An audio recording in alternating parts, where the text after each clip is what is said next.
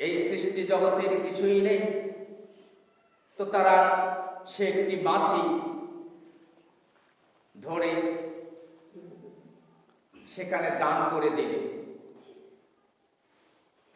রাসূল সাল্লাল্লাহু আলাইহি ওয়াসাল্লাম বলেন, লোকটি জাহান্নামে যাবে। বিশ্বনবী সাল্লাল্লাহু আলাইহি ওয়াসাল্লাম বলেন, মান আহাব্বা লিল্লাহ, তুমি যদি কাউকে ভালোবাসো তাহলে আল্লাহর জন্য বাসবে। ওয়া আবগাদা লিল্লাহ, কার সঙ্গে যদি তুমি দুশমনি করো, শত্রুতা করো, শত্রুতা মানে এই নয় যে তার সম্পত্তি নষ্ট করে দেবে, তার জমাজমির প্রতি অন্যায় অবিচার করবে, যে তার সঙ্গে তুমি চলাফেরা করবে না, বন্ধুত্ব স্থাপন করবে না। কারণ সে হয়তো নামাজ পড়ে না, তার পরিবার হয়তো পর্দায় থাকে না, সে হয়তো সুদের সঙ্গে জড়িত রয়েছে, তাহলে আল্লাহ নবী সাল্লাল্লাহু আলাইহি ওয়াসাল্লাম বললেন তুমি তার সঙ্গে বন্ধুত্ব করবে না। ওয়া আতালিল্লাহ, রাসূলুল্লাহ সাল্লাল্লাহু আলাইহি ওয়াসাল্লাম বলেন, তুমি যদি দান করো তাহলে আল্লাহকে সন্তুষ্ট করার জন্য দান করবে। ওয়া আবগাদা লিল্লাহ, তুমি যদি দান থেকে যদি ফিরে দান করবে না, দান করবে আল্লাহকে সন্তুষ্টের জন্য, দান করবে না আল্লাহকে সন্তুষ্টের জন্য। সম্মানিত উপস্থিতি, আপনার কাছে যদি কেউ এসে কিছু চায়, তাহলে আপনি হিন্দু হোক, বৌদ্ধ হোক, খ্রিস্টান হোক, ইহুদি হোক, সে ধনী হোক, আপনার কাছে চাইলে আপনার থাকলে আপনি দান করবেন। রাসূলুল্লাহ সাল্লাল্লাহু আলাইহি ওয়াসাল্লাম বলেন, কিন্তু আপনি স্বেচ্ছায় কোনো একজন বেদিনকে, একজন বেনামাজিকে সহযোগিতা করবে না, তুমি তাকে দান করবে না। তুমি দান করবে যারা সালাত আদায় করে, যারা ইসলাম মানে, যারা সুদ খায় না, যারা ঘুষ দেয় না, সুদ খায় না, তাদেরকে দেখে তোমরা খাওয়াবে, দেখে দান করবে। এ কথা নবী মুহাম্মদ সাল্লাল্লাহু আলাইহি ওয়াসাল্লাম বিশ্ববাসীকে, তার উম্মতকে আমাদেরকে জানিয়ে দিলেন। সম্মানিত উপস্থিতি, তাহলে এই হাদিস থেকে আমরা বুঝতে পারলাম, কাউকে ভালোবাসলে আল্লাহর জন্য বাসতে হবে, কারোর সাথে শত্রুতা করতে হলে আল্লাহর জন্য করতে হবে। যা দান করলে আল্লাহকে রাজি খুশির জন্য করতে হবে। দান থেকে বিরত থাকবেন, আল্লাহকে রাজি খুশি করার জন্য থাকবেন।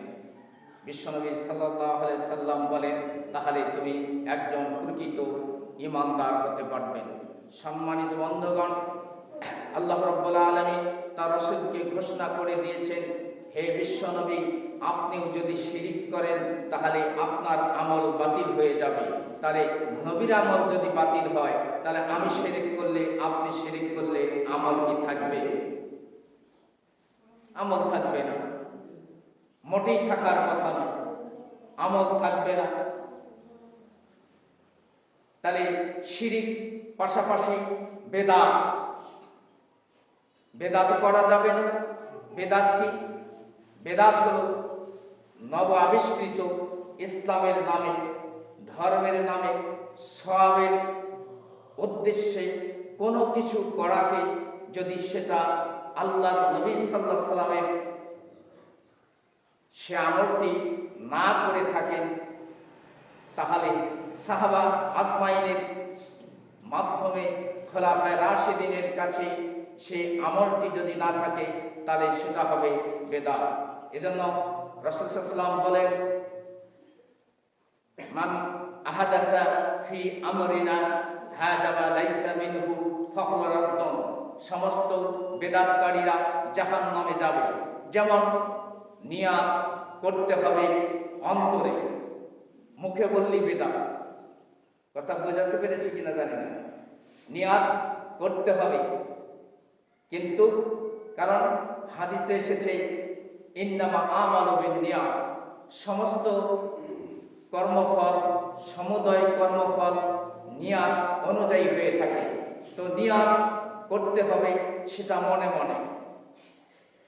নিয়াত যখন প্রকাশ করবেন, মুক্তি জবান দিয়ে পাঠ করবেন, তখন সেটা হবে বেদাত। সম্মিলিত মুনাজাত, যেটা ফরজ সালাতের পর বিশ্বনবী সাল্লাল্লাহু আলাইহি ওয়াসাল্লাম করেন নাই। যদি আমি আপনি করি সেটা হবে বেদাত। আপনি একা করেন, হাদিস হাত তোলার অনেক হাদিস এসেছে, আপনি একা হাত তুলে দোয়া করেন, কিন্তু সম্মিলিত যেহেতু করে নাই, এজন্য করতে হবে বেদাত। সওয়াবের আশায় বাবা মারা গেছে 3 দিনে খাওয়াবেন, এটা হবে বেদাত। 40 করবেন, তখন হবে বেদাত। 7 দিনে করবেন, তখন হবে বেদাত। তো রাসূলুল্লাহ সাল্লাল্লাহু আলাইহি ওয়াসাল্লাম বললেন, কুল্লু বিদাতিন দালালা ওয়া কুল্লু দালালাতিন ফিন্নার। সমস্ত বেদাতকারীরা জাহান্নামে যাবে। বেদাত মানে আমি ভাবছিলাম আমলটা খুব ভালো, কাজটা করছি, শিরিক করে, চুরি করে, মানুষের ব্যভিচার করে আল্লাহর কাছে ক্ষমা চায়, কিন্তু বেদাত করে কোনোদিন ক্ষমা চায় না, কারণ সে জানে এটা আমি ভালো কাজ করেছি। এজন্য বেদাতটা ভয়াবহ, শিরিকটাও ভয়াবহ। আমাদের ছোট্ট বাচ্চা যারা দাঁত পড়ে না, দাঁত পড়ে যায়,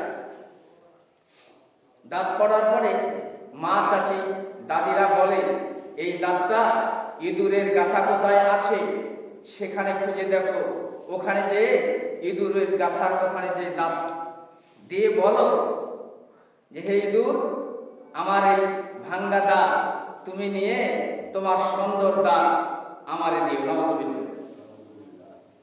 ইঁদুর যদি দাঁতের মালিক ইঁদুরের কাছে যদি দাঁত চান, ইঁদুর কি মানুষকে দেখে থাকবে না পালায় যাবে? দাঁতে দেওয়ার মালিককে আল্লাহ।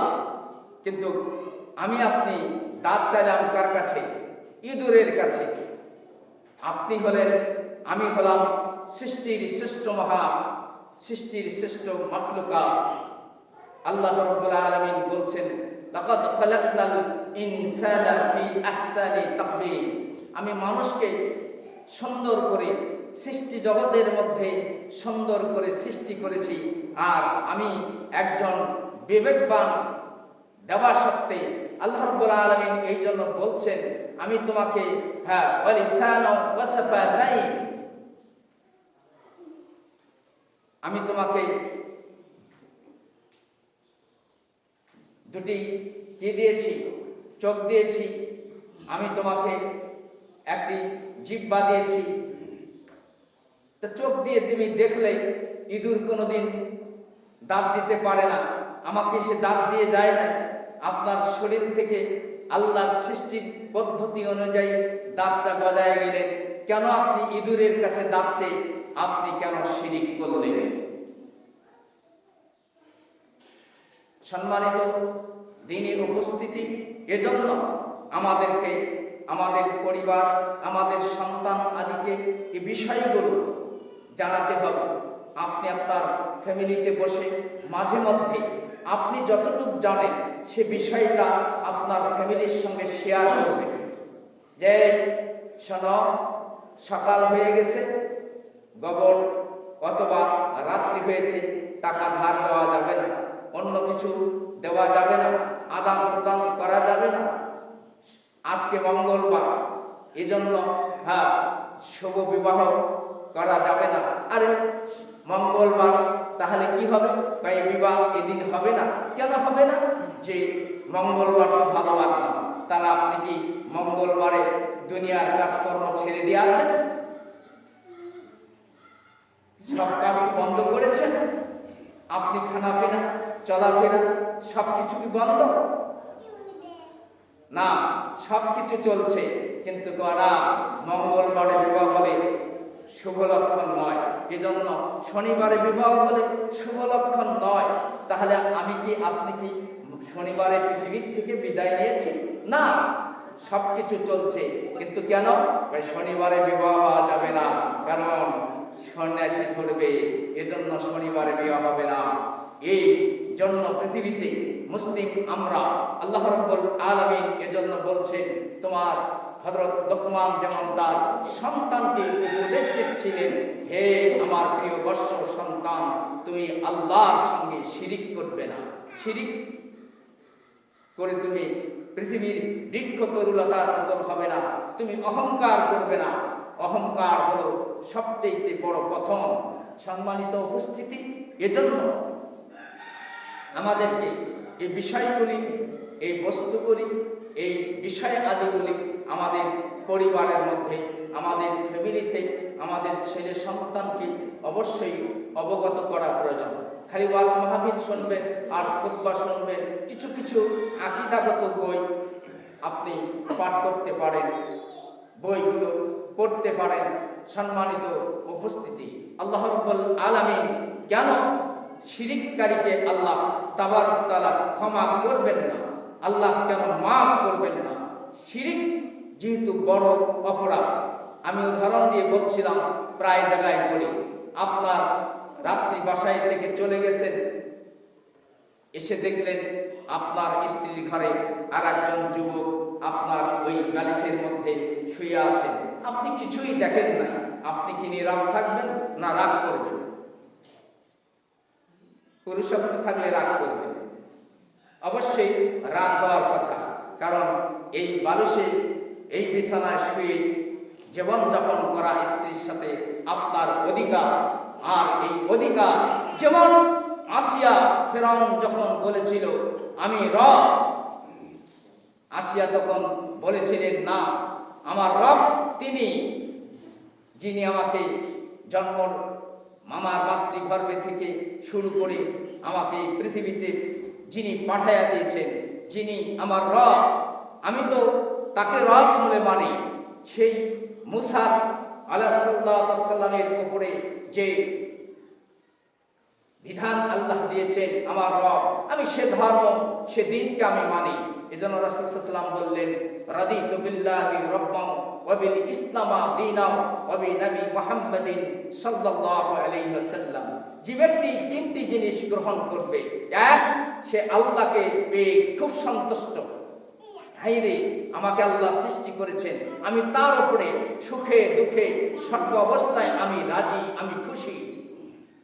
ইসলাম যে আমার দ্বীনি ব্যবস্থাপনা, ইসলামকে আল্লাহ রাব্বুল আলামিন আমাকে দিয়েছেন, এজন্য ইসলাম পাওয়ার পর আমি অত্যন্ত খুশি, অত্যন্ত আনন্দিত। এবং নবী মুহাম্মদের সাল্লাল্লাহু আলাইহি সাল্লামের মতো নবীকে আমি যে নবী হিসাবে পেয়েছি, আমি যে তার উম্মত হতে পেরেছি, এজন্য আমি অনেক সন্তুষ্ট, আমি অনেক সন্তুষ্ট।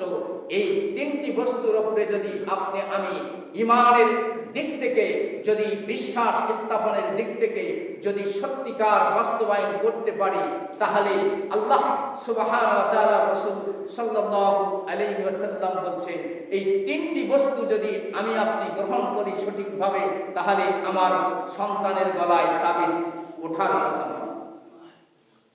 কারণ তাওয়াক্কালতু আলাল্লাহ। আপনি যখন, আমি যখন ঘর থেকে, বাড়ি থেকে বের হয়ে গিয়েছি, এজন্য আমাকে আপনাকে আল্লাহ রাব্বুল আলামিনের রাসূল শিক্ষা দিয়েছেন, তুমি বলবে বিসমিল্লাহি তাওয়াক্কালতু আলাল্লাহ লা হাওলা ওয়ালা কুওয়াতা ইল্লা বিল্লাহ। হে আল্লাহ, আমি বের হয়েছি এই বাড়ি থেকে, ঘর থেকে, তোমার উপরে ভরসা রেখেছি। আমার এই সন্তানের দেখাশোনা তুমি করবে, আমার ভালো এবং মন্দের মালিক একমাত্র তুমি। অতএব আমি আমার সন্তানের ফোঁটা দিয়ে মানুষ দেখবে, এজন্য ফোঁটাটা দিয়া আমি ভাবলাম এই ফোঁটাই আমার সন্তানকে, আমার বাচ্চাটাকে, এই শিশু বাচ্চাটাকে রক্ষা করবে। নাউযুবিল্লাহ, এখান থেকে আপনাকে ফিরে আসতে হবে। আপনার সন্তানের দাঁত পড়ে যাওয়ার পরে কোনো মা, কোনো ভাই, কোনো বোন ইঁদুরের কাছে যদি কোনোদিন আবারও চান, তাহলে এটা যে বড় একটা শিরিক করলেন। কারণ তার তো পাওয়ার নাই, ইঁদুরের তো কোনো শক্তি নাই দাঁত দেবে, কিন্তু প্রচলন আছে আমাদের সমাজ বা দেশে।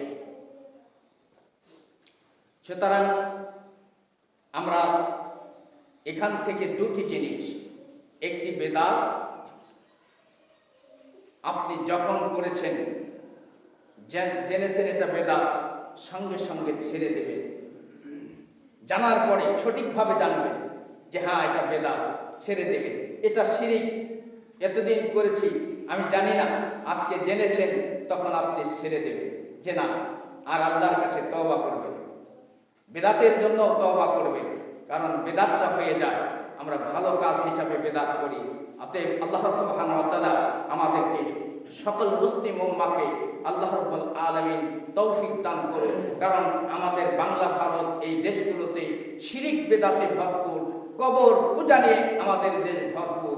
কারণ অন্যান্য মুসলিম দেশগুলোতে এত কবর পূজা নাই, এত শিরিক বেদাতে ভরপুর নাই, অন্য কিছু থাকতে পারে, কিন্তু আমাদের এই সমাজ দেশে শিরিক বেদাত এবং কবর পূজা দিয়ে ভরপুর। সে দেশেও কবর আছে, কিন্তু আমাদের বিশ্বনবী সাল্লাল্লাহু আলাইহি ওয়াসাল্লাম ওই যে আবু বকর, উসমান সাহাবীদের কবর আছে, সেই জায়গাগুলোর মধ্যে এরকম আমরা যে কয়েক মাস ধরে মেলা হবে আর সেখানে আগরবাতি মোমবাতি কেউ দান করবে, এই জন্য রাসূল বলছেন তুমি সেখানে দান থেকেও আল্লাহকে রাজি খুশি করার জন্য দান করা যাবে, ব্যক্তিগত একটি কবরে দান করবেন না।